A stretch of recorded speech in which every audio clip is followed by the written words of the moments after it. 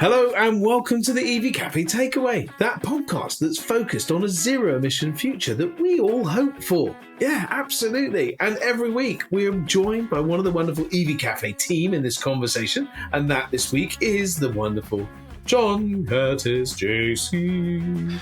Now then, I'm feeling a bit uncomfortable today. I think I might have a case of the wind.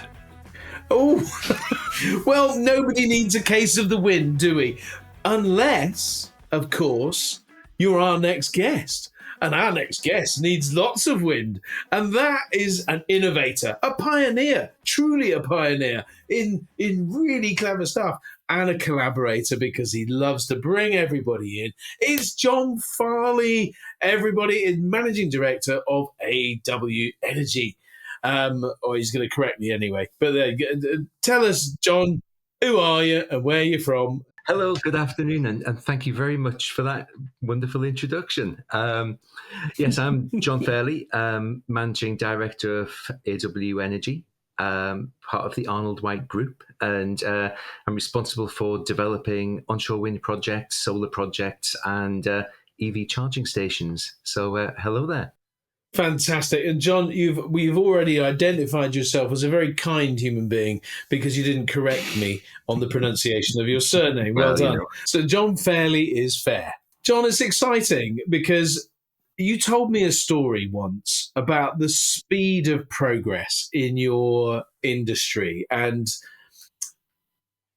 tell me that story again, because you focus on really very much so onshore wind. I know there's other things as well. And you gave me a wonderful example of how it's progressed in the last 30 years since that first onshore. Give our listeners just a sense of the scale of change in the onshore wind generation world. Well, it's around 30 years ago now, maybe just a bit longer, when the first onshore wind farm was developed in the UK. That was a site called Delabole in Cornwall. And that site had 10 400 kilowatt wind turbines on it. So it generated a maximum amount of 4 megawatts worth of energy. Now, it was 34 years ago. Nowadays, if you buy a single turbine, so the turbine, for example, that we put up last year, that's a 4.1 megawatt turbine, and that single machine will generate more than the 10 machines that were put up 30 years ago. And that's an incredible difference. And even now, that machine is starting to be considered a baby. We're now starting to see 5 megawatt turbines, 6 megawatts. I think Enercon put up a 7 megawatt turbine last month in Germany. My goodness. It's remarkable how the industry moves. It really is. And so for context, everybody, John and I have both experienced this wonderful... Oh, John, actually, have you experienced it? Did you come to the site, Checkley Wood?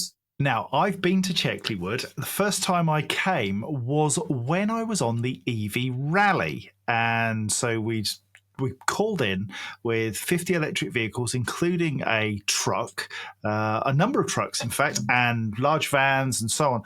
Just rocked up, massive turbine. And what I love about Checkley Wood is that for anybody who doesn't understand how EVs should work, this is perfection. You have a line of sight between energy generation, big turbine, whirring round, creating energy, straight through to chargers and into vehicles.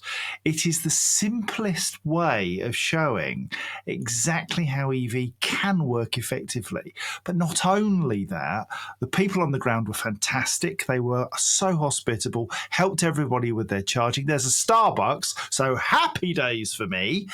It was just brilliant. So yes, I've been to Checkley Wood and love it.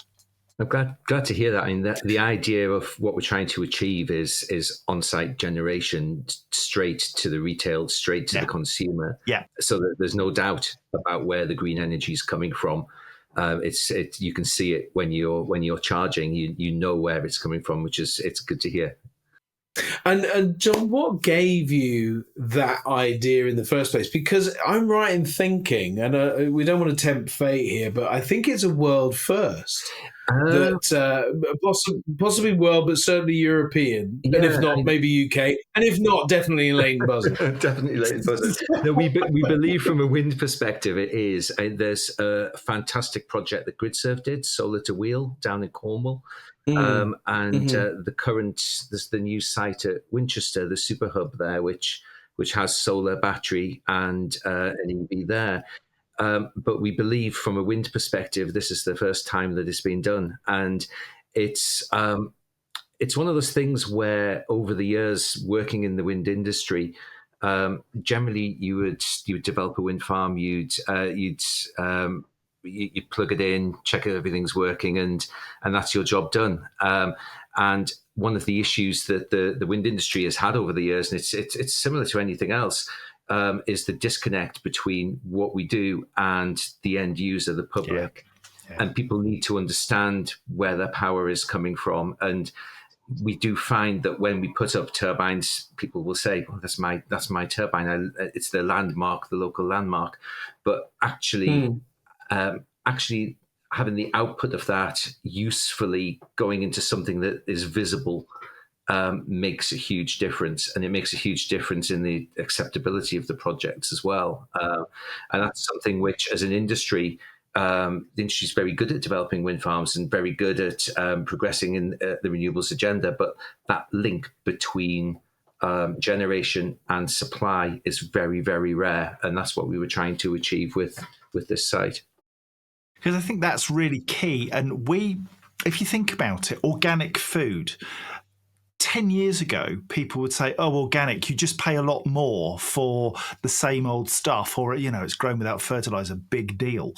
And when they started to understand the journey that your produce goes through with all the chemicals that are put in and all that stuff, you get to a point where you say, I want to eat cleaner, better, reared locally. You start to understand the mechanics of it, and you make more informed decisions, and then can justify paying an additional price. The trick with you, however, is that not only do you do all the beautifulness, but you do it cheaper than other retailers. And that's very important to us. When we set out on this journey, originally, we were looking at what we could do with a wind turbine. Originally, back in the sort of from 2010 onwards, a lot of wind was supported by something called the feed-in tariff. And that is a structure that allows essentially the funding of new capital projects by having an extra tariff on top of the wholesale cost of electricity. And we sat there and we thought, well, projects don't have this anymore. What can we do that's different? And we thought about how to make that link between generation and retail. But then actually, when you do that, you can share the benefit. So because we have wind and EV on the same site operating together, we can bring the price down substantially for the end user. So the cost of an ultra rapid charge at Checkley Wood is 39 pence a kilowatt hour. Now, from the public's perspective, it's brilliant. We're able to. We believe we're the cheapest on the market for that sort of charge. But also from our perspective, it means that we can retail a portion of our turbine power directly at taking the network out of it. So it's a win-win situation, really. And it's also, from a pricing perspective, we believe the right thing to do. We wouldn't have felt comfortable operating at a higher price because of the way we integrated the project. We didn't need to. So it's definitely something we're very proud of. And absolutely rightly so. It kind of feels like the farm shop, almost like the farmer produces lots of apples and carrots and potatoes and all that sort of stuff, and they sell them off to the big conglomerates that sort of want to put it out at 20p a potato or whatever it is. But actually, you're saying no, we're not going to go to the grid, who'll pay us X. we're going to go to the retailer. But in this instance, the retailer is getting a much better deal than having to go, and so you're winning. So the net effect of this, John, for you as a business, right? So with your business head on, and I'm sure somebody in finance has scrutinized this closely, has it been a success for you? Has it driven the right messaging? Are you getting the utilization that you want to get from the site to make it profitable? We're still month on month growing. Our utilization is increasing rapidly, and what we consider a bad day now was an exceptional day before we set the 39 pence price. We are delighted with it, and what we also do find is that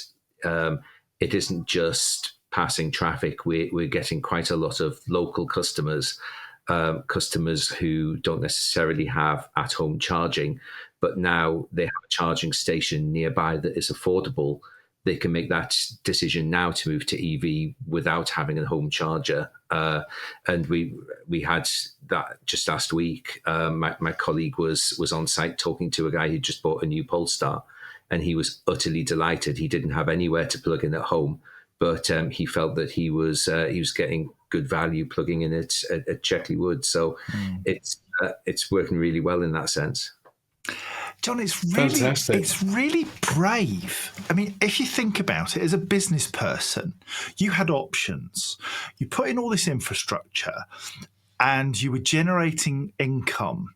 You could have said, well, we'll do this for a period of time. We'll drop the price for a month to get people aware of the fact that we are generating this energy here and draw in people.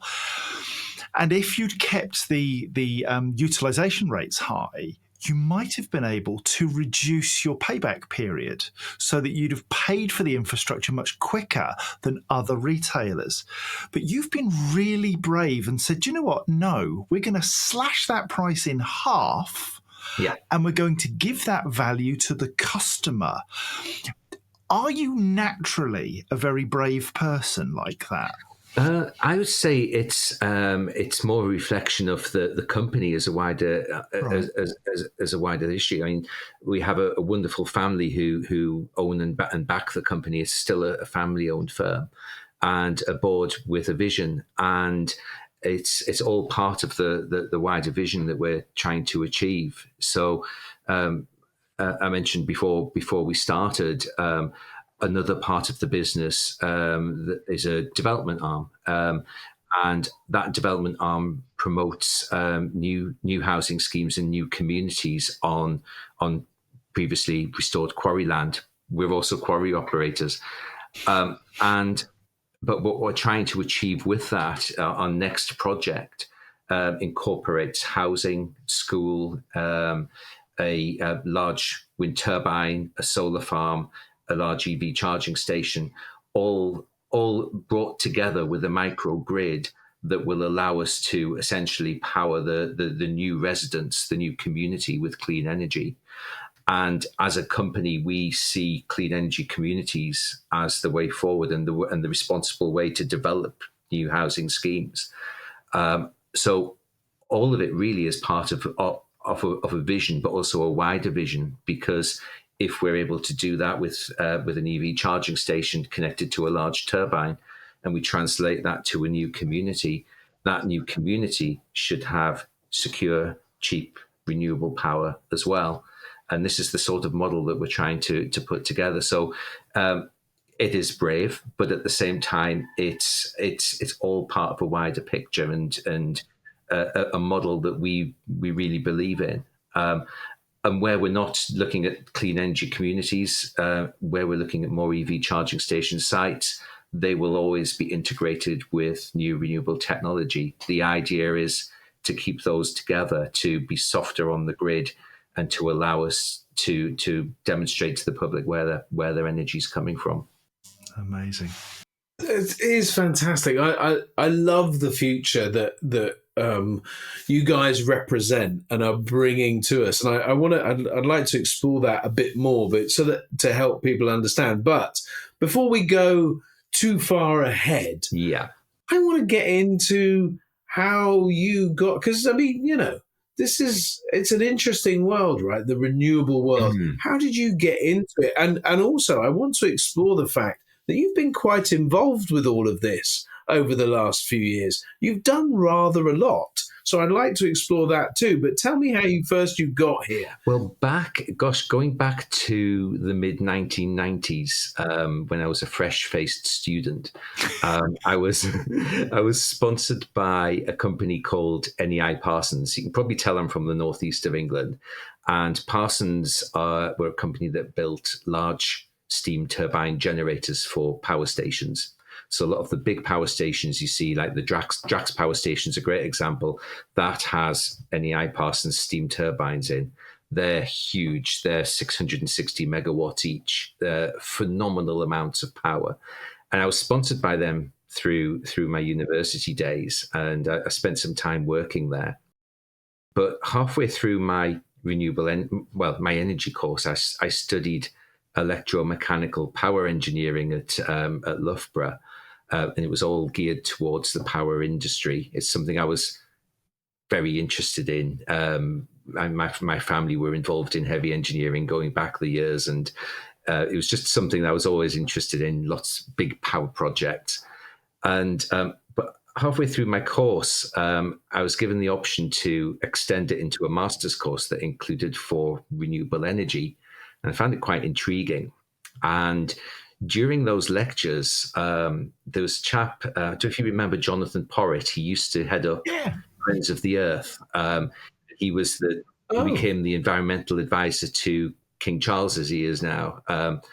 And he held some of those lectures, and he talked about the effect of power generation on the climate and the external costs associated with generation. So when you look at a coal station, you've got acid rain, you've got NOx fumes, you've got carbon dioxide. He talked about all of this, and it set the cogs whirring. And I found it really interesting. And I was quite lucky that as part of the same course, we could look into wind and we could look into solar. And really, it was that lecture from Jonathan Porritt that made me catch the bug, so to speak.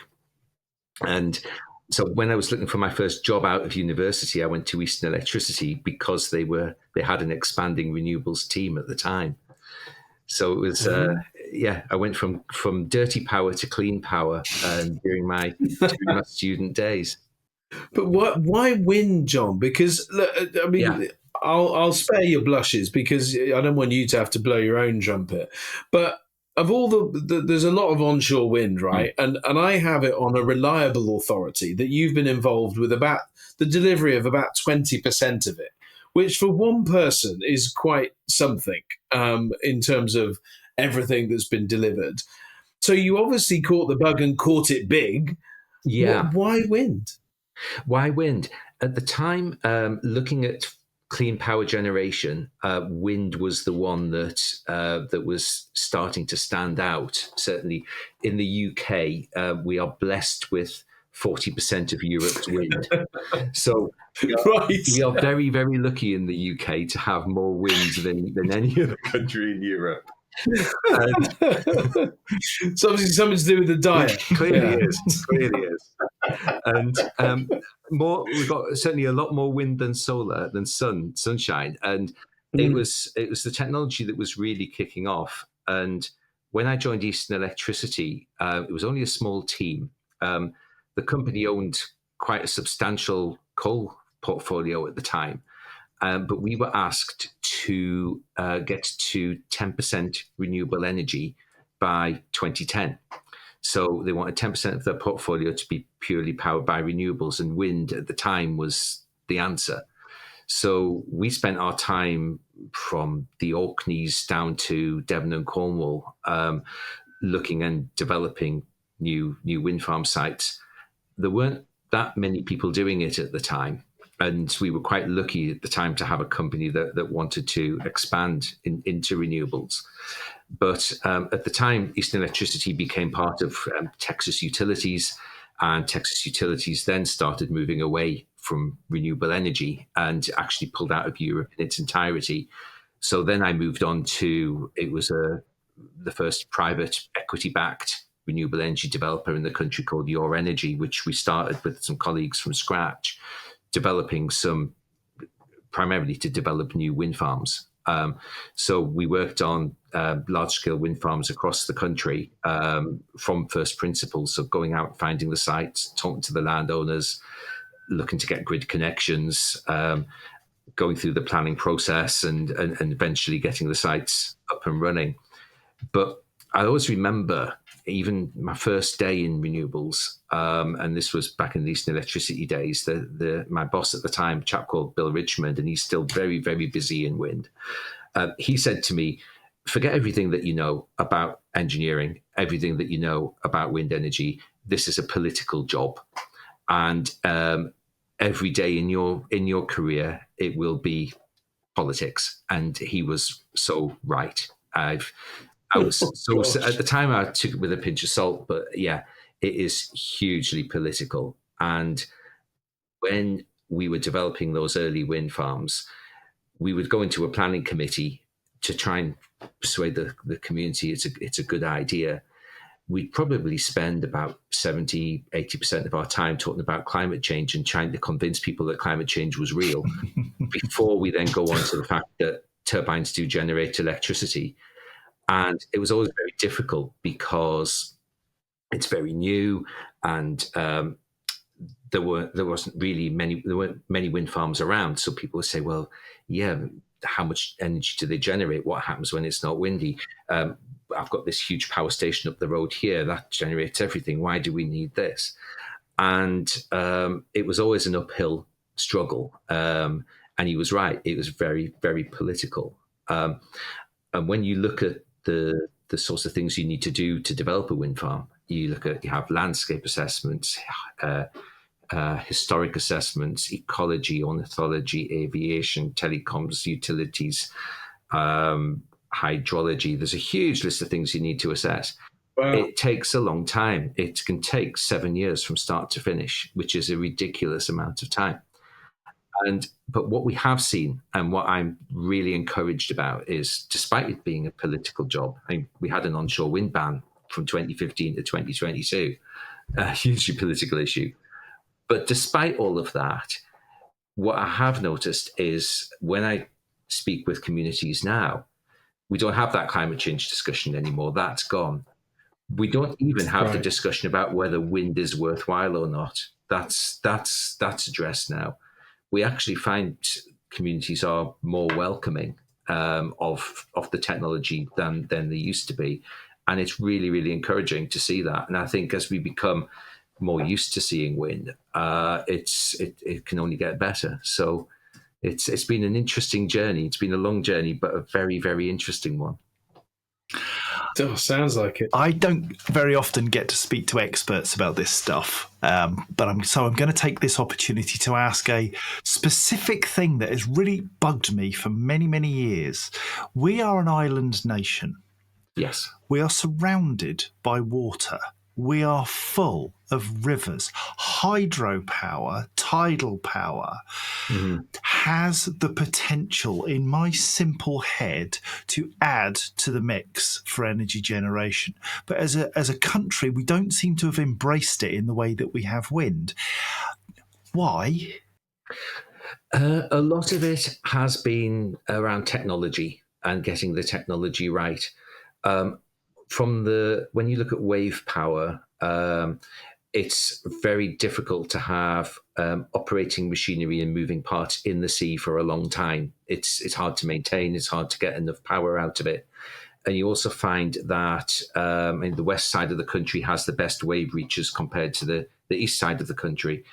But getting it to any form of scale is very difficult with enough power coming out of it. There have been some interesting tidal projects, and those tidal projects, big tidal lagoon projects, they would essentially turn the turbine as the tide is coming in into a reservoir, and then as the tide is going out, the water's released, and the turbine continues turning as the water's released. But those sorts of projects are hugely expensive on capital. You need huge lagoons to build in the estuaries to be able to do that. And I think a lot of the issues around that have been not just technology, but then there's environmental issues of doing that, and then the investment issues you need. So I think it's a lot of it's very hard to kickstart. There are a lot of issues to address. There was a very good wave project a number of years ago called Limpet, and it was this turbine that was stuck on a rock in the northern Western Isles of Scotland, and that operated successfully for a while. But the problem is getting it on scale is a very difficult thing to do, because there are only so many places you can put it, unfortunately. I knew you'd have the answer. See, straight off the top of his head like that. Solve my problems. Come on, the wind. Let's have more wind.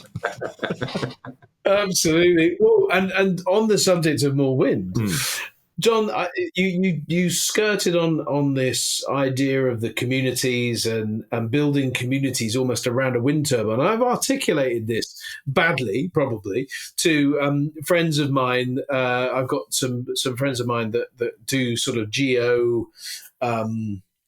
They assess the geography for putting in wind turbines, but under the sea, or in the sea. Yeah. So they sort of look at that. But anyway, I was talking to them and articulating this idea, and they love the idea.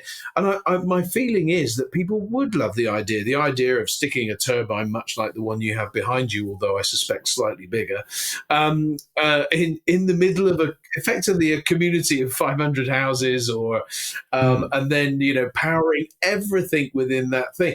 Talk us through that concept and what that future might look like, and how it benefits us. Well, if you go back to how the electricity grid was first put together, towns used to have their own power stations, and they used to have, every town would have a small power station. It was really in the 50s and 60s when the national grid was formed, and the whole point of that was to shunt large amounts of power from a centralized point through the wires to communities. What we find with renewables, where it's not developed on the scale of an offshore project, is that you can integrate that more into the local grids, so the smaller wires that you see crossing the landscape. And it's called embedded generation. And if I was to develop an ordinary wind farm, say a 2, 3, 4 turbine site on the edge of a town, I would plug that into the wooden pylons that you see crossing the landscape. So that's at 11 kV or 33 kV. And that means that local area will primarily get its power from wind when it's windy, and when it's not windy, it will pull power in from the national grid as it does now. If you then move that to developing a new community, normally if you're looking to build a housing development, you'd apply to the DNO for a connection, and you'd wait however many years to get that. That connection can be quite chunky to power that number of homes. But if you can start saying, okay, well, if we use the space next to that community for renewable energy, then we can be softer on the grid connection. We can power that community first with the power that we have from the turbine. Anything that's extra, anything that's left over, goes into the local grid as it does now. And normally now, when you're developing a new community, you're looking at providing an amount of green space with that community. So, for example, the ones that we're doing, at least 50%, if not more, of the land around that community goes to green space. But if you can use that green space in tandem with wind, with energy, then you're getting energy, you're getting biodiversity net gain, you're getting open space for people to walk around in, and you're also getting power to them as well. And it helps you to get your development away quicker. You're not necessarily waiting as long for your grid connection. You're able to be more clever with your grid connection, and you're also potentially able to give the community themselves their own dedicated supply, which is what we're trying to achieve. So it's almost going back to where the industry started, where a town would have its own power station. When I was saying, well, why don't we have our own? And it can be renewable. But there's no reason why, if I'm not developing a new community, if we're just developing a turbine, we could develop that turbine on the edge of a town that will primarily meet the needs of that town. It's a different mindset and a different way of looking at it. When I started in the industry, we always looked at turbine numbers. How many turbines can we squeeze into this site? What can we do for it? Now I'm more interested in looking at what's the demand of this particular area? What can we do to match that demand? Can we fit something that meets that and provides a benefit like EV charging? That's the sort of thing that I'm more interested in now. And so it's moving away from a utility style approach to a community style approach, is looking at what is the needs of that population in the area. Can we supply it with renewable energy? And how many turbines does it take to power, say, a 500 home community? I mean, or whatever the community is. 10? 20? Oh, no, one. And that will have spare. I mean, the scheme that we're doing at the moment in Buckinghamshire, that has a single 4.5 megawatt turbine. That's enough for around 2,000 homes, and we're doing 500 homes. So the excess goes into the grid. Now, what we also do alongside that is, and this is something that the UK needs to be cleverer at, is to maximize the connection that we have to its best potential. So that's why we develop solar with it as well. And if you have, say, a 5-6 megawatt connection for your wind, there's no reason why you couldn't develop anything up to 10 megawatts of solar alongside that, but then be very clever with your control system so that you're maximizing your output into the grid at all times, using that connection most efficiently.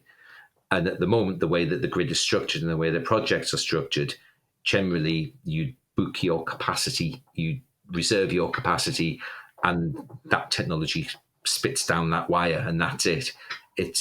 It's much better to coordinate things together. And the neat thing about wind and solar is they complement each other as well.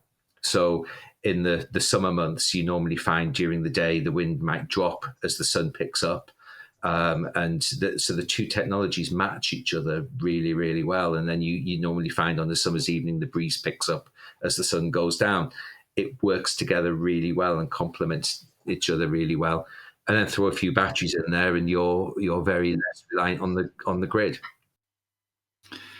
He's good, isn't he? I mean, the thing is, John, you are a bit of a boffin. Let's be honest. Your brain is phenomenal, and what is quite normal is that boffins are rubbish at explaining themselves in words of one syllable, so that idiots like me can understand.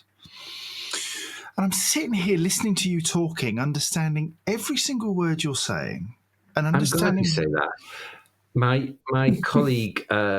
My colleague Rachel always tells me when I'm speaking to anyone about anything I do to think about the language of a bright 9-year-old and to say it in that way. And I try my best, but sometimes, particularly when it gets gritty, it can go off on a tangent and feel like over.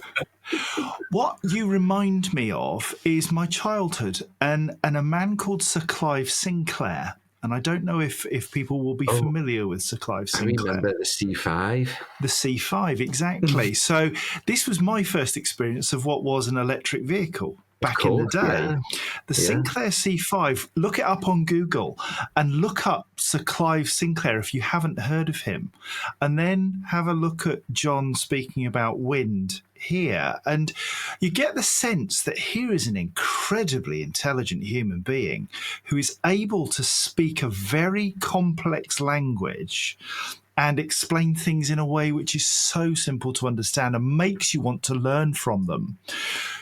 Clive changed my life in that I actually found engineering, science suddenly attractive.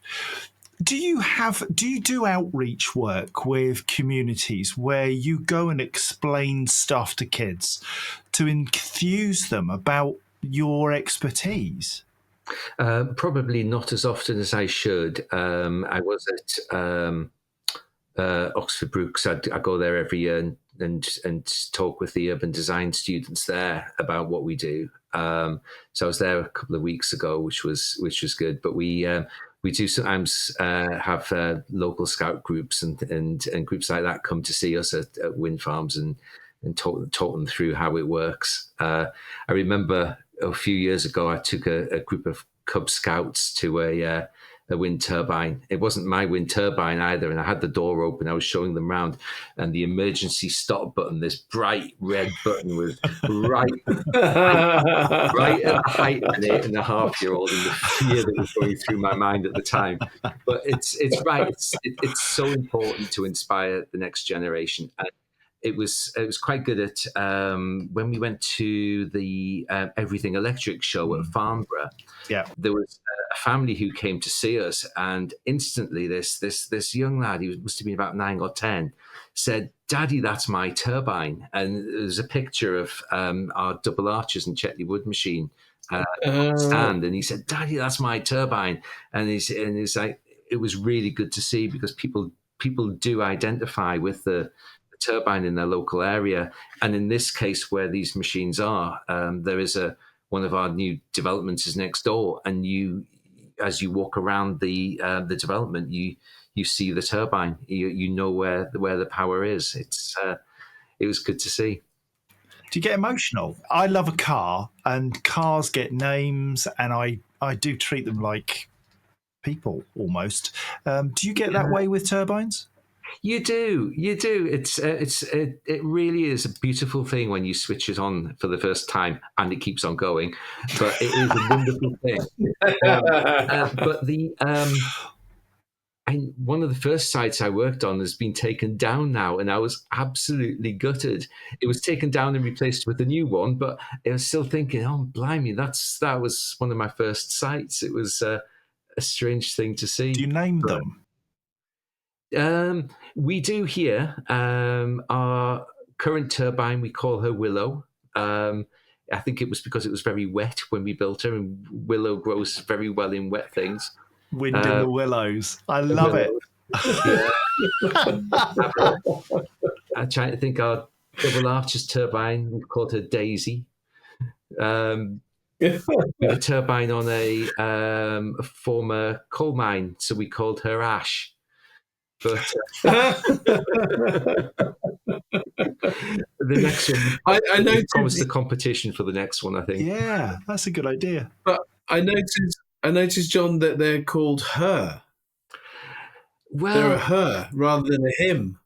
Yeah, it's a funny thing. It's always, oh, there she goes, and it's always associate them with as a her. I don't know why. Would Rachel make the same assumption? So we know Rachel. So this is a trap. It's a trap. Don't answer. No comment. It's a trap. I think I speak on behalf of Rachel. Is our comms director, and I think that she would be the same. She'd say her as well, without a doubt. Okay. It's just curious, isn't it? It's curious the things that we do without really thinking about them. It's really cool. I had a really good question, which I've completely forgotten now because I'm a wally. Whilst you're thinking, when you were at school, John, what did you want to do? What was the big idea? It was always something in engineering. And my dad worked in near to the ship. Well, he did his apprenticeship in the shipyards in Newcastle. And my granddad was a chief engineer in the in the boats. He was in the Atlantic Fleet. So it's engineering's always been something in the family blood, I think, and. Yeah. So it was always that, and which is why I ended up working at NEI Parsons. It's where my dad did his apprenticeship. So I ended up sort of starting off where he did, and But I obviously went a different way away from steam turbines to wind turbines. But it was always something that was in my blood. And going back to when I mentioned my first boss saying it's a political job, you find that you do less and less engineering as the years go on, more and more on the planning, more and more on the development side. So trying to get sites through planning, I ended up going for and I would chartered town planner of all things, because I felt I needed to understand more and learn more about the planning process and how to take projects through planning. So planning and politics and engineering kind of have all morphed into one thing. So it's a really odd job when people say, "What do you do?" It's a very difficult thing to describe sometimes, because there are just so many elements to it. And the one thing I would say is the EV world is fabulous, and getting to understand and getting to know that has been a really, really rewarding part of my more recent job. And understanding the technicalities behind charging, how it works, what it means when you plug your car in. It's not that simple as filling it up with petrol. It's been fascinating, and it's a wonderful industry to be part of. It is, and you'll be very pleased to know that I've remembered what I was thinking a moment or two ago. But first of all, I cannot help but laugh slightly at the name NEI Parsons. Yeah, because it sounds like somebody with a bit of a lazy eye. You just look at them and well, any eye will do. So Northern Engineering Industries. So there you go, far more sensible. Yeah. So there was Parsons, who built steam turbines. There was Rearol that built switchgear, electrical switchgear, and it was all linked together in the power sector. But yeah, it's perfect. Well, it'll always make me smile for very schoolboy reasons. But anyway, but John, there are a number of myths, just like in the same way that we have myths in the EV industry and vehicles and stuff like that. Yeah. But of course, I mean, every wind turbine that goes up kills an enormous amount of birds, is incredibly noisy, and and there's probably other things. What are the things that you hear, and what are the answers to those questions? So first of all, it kills loads of birds and is terrible for the environment, as in the local ecology. Come on. It's always been the case. Since I started, all of these various things have been discussed and thrown at me. From a bird's perspective, when we design a site and when we start and look at a site, we'll normally do at least a year's worth, if not more, of bird surveys to understand what's going on in the area and what there is. But what you tend to find is, in day to day, it's very, very rare that you'd have a bird collision with a turbine. When you speak with RSPB as a consultee, they normally feed into the planning process. They're often worried about displacing populations. So if you've got ground nesting birds, for example, is there a time when you're putting up something new in the field would cause them to move on? Would they move away from the area? And as we've learned more about wind, and as birds have learned more about wind, you tend to find those populations where they are displaced come back. You find that it's very, very rare that you see an issue with birds and turbines, but it's all about putting things in the right place. So there are ways and means of developing that would be wrong, but there's no reason why birds and turbines can't live together. It's the same with bats. We do a lot of bat surveys around sites, but there is very good bat guidance and a lot of research that shows where you should put turbines near to hedgerows or not near to hedgerows. So there were some genuine concerns that people used to raise, but as we've learned more, it's clear that they have been addressed. Noise is one where people will naturally say it's going to be noisy, it's going to cause a problem. When we design a site, we carry out background noise surveys in the area, but we correlate that with wind speeds. So we have a good idea of how background noise in an area changes with wind speed. And we then map the turbine noise onto that. And we have guidance that we have to adhere to, which essentially ensures that nobody will experience a noise nuisance at any nearby dwelling. And we're very, very careful about that, because if we were to cause a problem, the planning authorities could shut us down. And if they shut us down for more than 6 months, we have to take them away. So we have to do our homework correctly, and we have to cite them properly in order to be okay.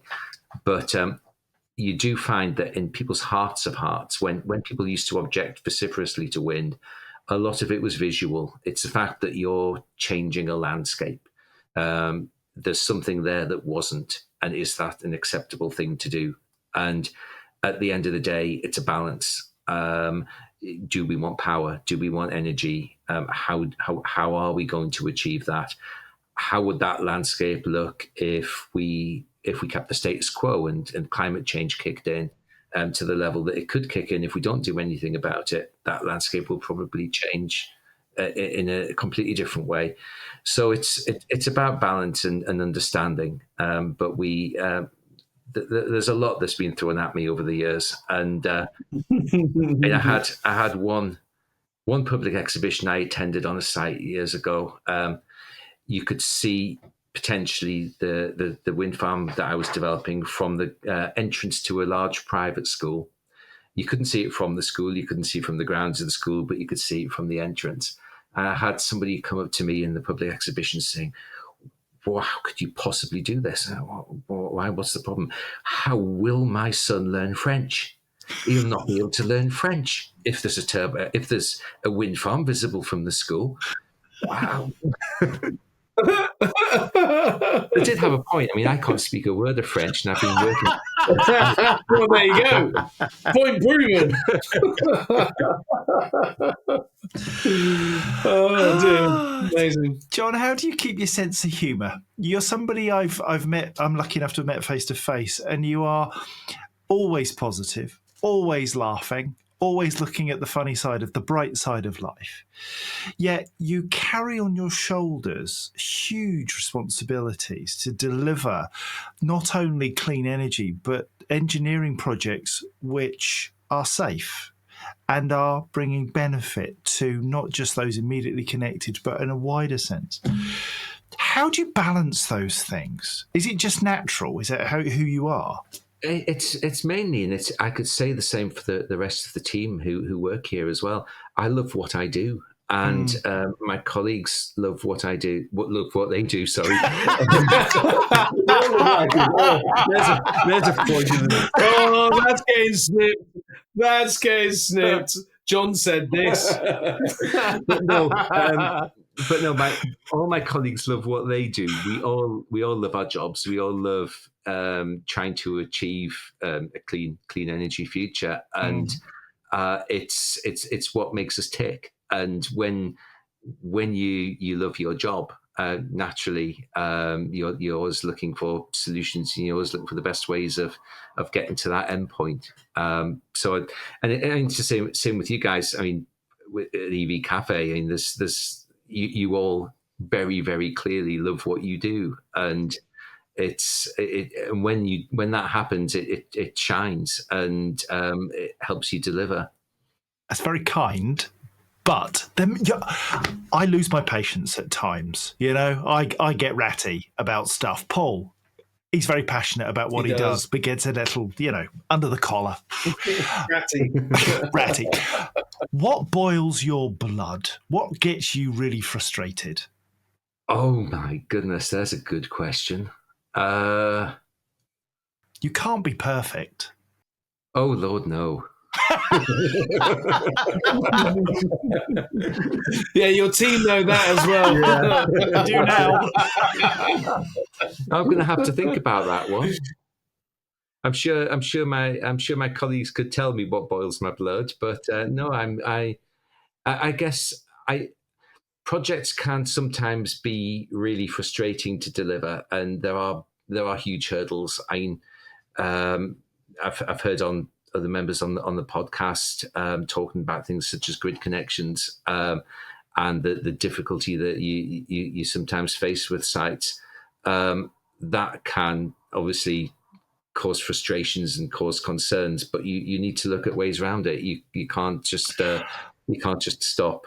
Is that an engineering mindset that you see a problem as a way of finding the solution, and that's your mission? It's not about the instant emotional rage about the problem. It's where's the solution, and I'm going to find it. Yeah.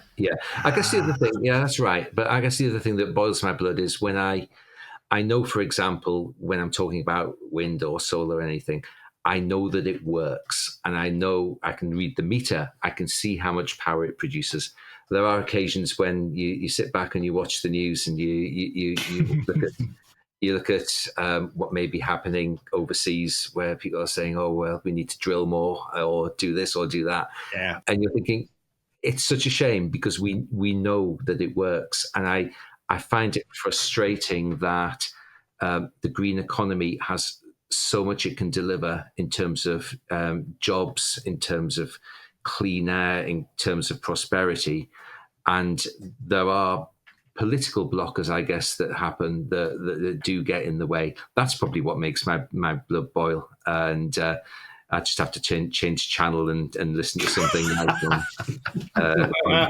instead. But that's a very logical response. I usually just chuck something at the telly.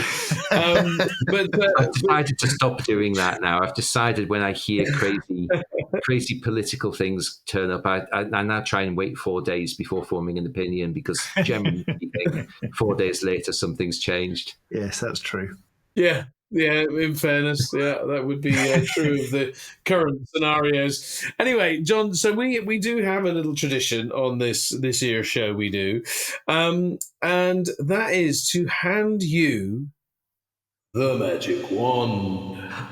So this is a magic wand. So you can see just here, it has a little lightning bolt. It's been crafted by 3D genius, clever stuff. I always find these things really clever. But anyway, it is perfectly magic, and I get to hand it to you now. So so here we go.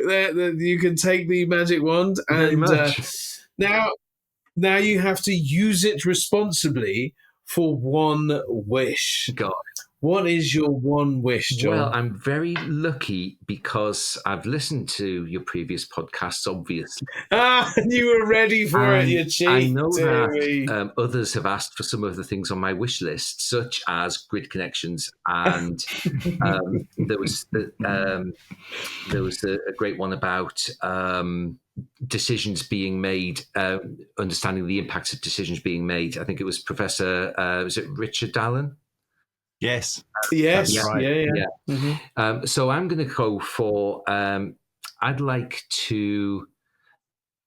people to champion positive change, and that's my wish, that people champion positive change in the climate change, the climate emergency, everything that's happening around that. Obviously, that's negative change, but there are things that we can do about it. And real things that we can do about it. We can embrace onshore wind, we can embrace solar, we can embrace the transition to EV. But we do see, for example, it was last month, we had the best EV sales record, I think, ever in March. And yet the next day in some of the newspapers, they were talking about, do people really want to go to EV and why? There's no reason for that. We need to embrace positive change, and we need to champion that moving forward. And I know that you guys do that wonderful job in EV, and it is such an important thing to do. And I think as humanity, if we were able to embrace and champion positive change more, we could get to our goals a lot quicker. We're very good at wrecking the environment very quickly, but we're also very good at coming up with solutions and innovative solutions to getting around problems. And I think that if we were to embrace that and champion that, we could get to those solutions a lot quicker than we have been. And so that would be my wish. Absolutely right. Very good. JC. He's not bad. You warned me not to gush right at the beginning of this. It's proving incredibly difficult. I've got two things that I think I should say in summary. One is that the stage upon which you work, John, needs to be a damn sight bigger, because your impact is phenomenal and you have the ability to inspire a generation to make a difference. I also don't really believe in the honours system. However, give that man a knighthood, because my lordy, what a dude. What an absolute dude. I think you are phenomenal. Everything that I do, it's all part of a team. It's all part of a wider team that are delivering. I'm just a cog in that team. Do you know what? Great leaders say that. Great leaders always say that. I'm part of a team and all that stuff. We've been talking to you, my friend, and all I can tell you is that I'm buzzing. I want to go and engineer some stuff. Well, and I, on the other hand, the only reason I've had John on there is because I want to get to the top of a turbine at some point. So he needs to please send make me that out. happen.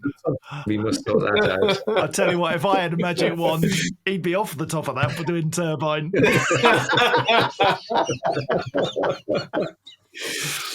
John, genuinely, it is a real pleasure to have been able to kind of get some of this articulated. I fear we've only scratched the surface, and we've not made you cry or anything. I mean, it's very disappointing.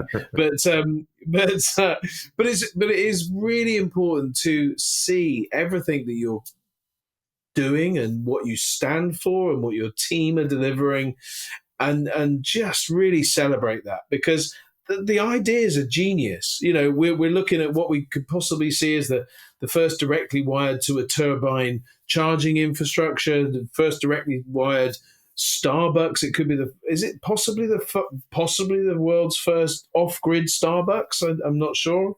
Maybe. Possibly, yes. I mean, it has backup, but it probably is. Well, yeah.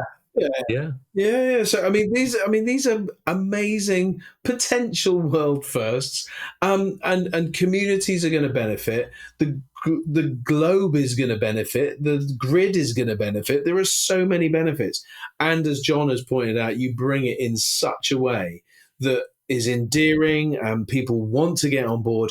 And you are your own magic wand in this instance, because I think you trigger people positively embracing change, the change that you advocate.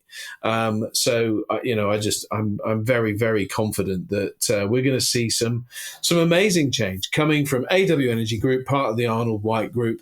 It's going to be pretty exciting future. And we get to follow along with you. That's super cool.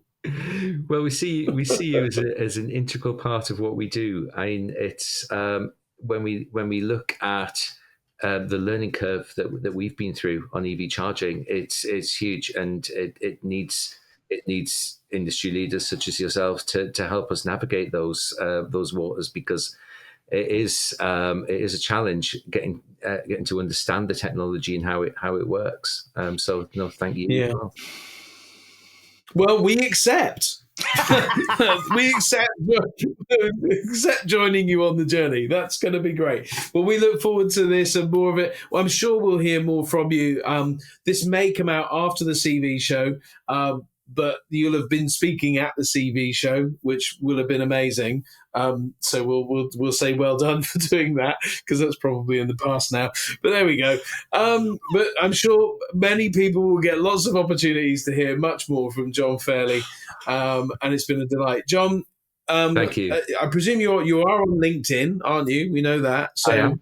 We can point people, if you want to learn more, follow John and the team at Arnold. I think you're on there as Arnold White Group, aren't you? We are. That's your LinkedIn follow, so people can follow Arnold White Group and the innovative things that you guys are doing.